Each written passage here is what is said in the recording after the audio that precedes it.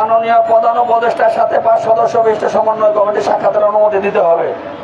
সচিবালয় যদি পারে তাহলে আমাদের প্রয়োজন নাই, আমরা এটা বাদ দিচ্ছি। যদি সচিবালয় আমাদের সমাধান করে দেয় তাহলে আমাদের উপদেষ্টার সাথে সাক্ষাতের প্রয়োজন নাই। দ্বিতীয় দাবি আমরা করেছিলাম জাতীয় বেতন স্কেল 2009 এর আলোকে বেতন ও ভাতা নির্ধারণ করতে হবে। তৃতীয় যে দাবিটা আমাদের ছিল অন্যান্য বাহিনীর ন্যায় পেনশন, রেশন, ঝুঁকি ভাতা নির্ধারণ করতে হবে।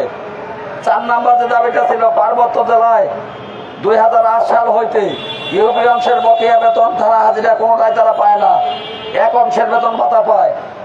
তাছাড়া বাংলাদেশের যে সকল উপজেলায় ইউপি অংশের বেতন ও যাতায়াত বকেয়া আছে, 6 বছর, 7 বছর, 5 বছর বকেয়া আছে, সেই বেতন ভাতা পরিশোধের জন্য অবিলম্বে প্রজ্ঞাপন জারি করতে হবে এবং এগুলো ইউনো স্যারদেরকে পাঠিয়ে দিতে হবে এবং পরিশোধ করতে হবে। আর 5 নম্বর যে দাবিটা অন্যান্য সরকারি চাকরিজীবীদের ন্যায় 1 তারিখ থেকে 7 তারিখের মধ্যে বেতন ভাতা পরিশোধ করতে হবে। 6 নম্বর দাবি পোশাকের রং পরিবর্তন করতে হবে। 7 নম্বর দাবি স্থানীয় সরকার ব্যতীত অন্য কোনো দপ্তরের দায়িত্ব পালন যদি আমাদেরকে দিয়ে করানো হয় সেক্ষেত্রে সেখানেও সম্মানী ভাতা দিতে হবে। অন্য দপ্তরের কাজ করলে সেখানে ভাতা ছাড়া আমরা কাজ করবো না, তার জন্য প্রজ্ঞাপন জারি করতে হবে। স্যার আমাদেরকে কথা দিয়েছে 2-1 দিনের মধ্যে যেটা সম্ভব 2-1 দিনে প্রজ্ঞাপন জারি করে দেবেন। সেটা হচ্ছে 3 নম্বর পার্বত্য জেলা 4 নম্বর পার্বত্য জেলা 2008 সাল হইতে এই অংশ সহ যাতায়াত ভাতা এবং বিভিন্ন জেলার বিভিন্ন প্রান্তে যে সকল থানা জেলাতে এই যাতায়াত ভাতার টাকা ইউপি অংশের টাকা পান না, 2-1 দিনের ভিতরে প্রজ্ঞাপন জারি হয়ে যাবে। সেই প্রজ্ঞাপন পত্র পাওয়ার সাথে সাথে আপনারা বেতন, বকেয়া বেতন এবং ভাতা পেয়ে যাবেন।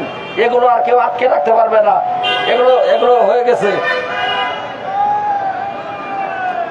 অন্যান্য সরকারি চাকরিজীবীদের ন্যায় 1 তারিখ থেকে 7 তারিখের মধ্যে এটাও প্রজ্ঞাপন সাথে সাথে দিয়ে দেবে। 1 তারিখ থেকে 7 তারিখের মধ্যে বেতন দিতে হবে, ঘোরালে চলবে না, এটাও প্রজ্ঞাপন সরাসরি হয়ে যাবে।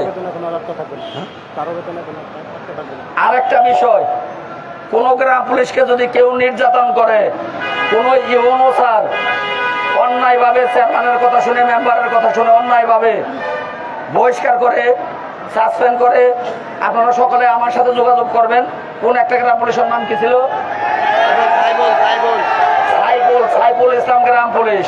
সে এই আন্দোলনে আসবে, এই আসার তাকে আসতে দেয় নাই, 2 দিন ছিল, বাড়তে যাওয়ার পর আবার সে আসবে। এই আছে যদি থাকে ও আমার লগে যোগাযোগ করুক, যোগাযোগ করলে এক্ষণও এই অনুসারকে ফোন দেওয়া হবে, ওর মন্ত্রণালয়ের ভিতরে ঢুকাবো, ওর সাসপেন্ড এক্ষণ তুলে নেবে।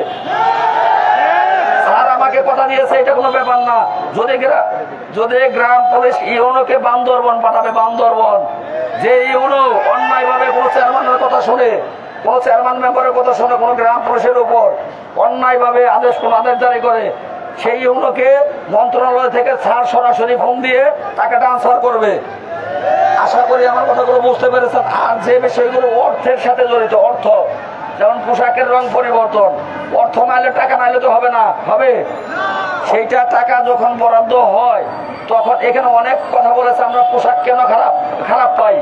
স্যারকে আমি বলেছি, কৃষ্ণ বলেছে, স্যার এই যে আমার শার্ট দেখেন, স্যারকে আমার শার্টটা দেখেন।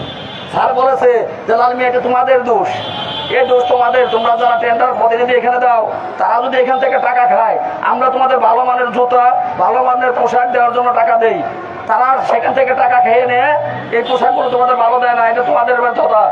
স্যারকে আমি বলেছি স্যার পূর্বের কোনো কমিটি থাকবে না।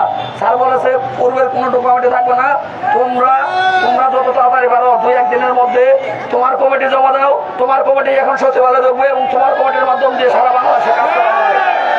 আপনারা খুশি তো? পূর্বের কোনো কমিটি নাই, সচিবালয় থেকে ডাইরেক্ট নিষেধ। আপনাদের কমিটি থাকবে এখন আপনাদের।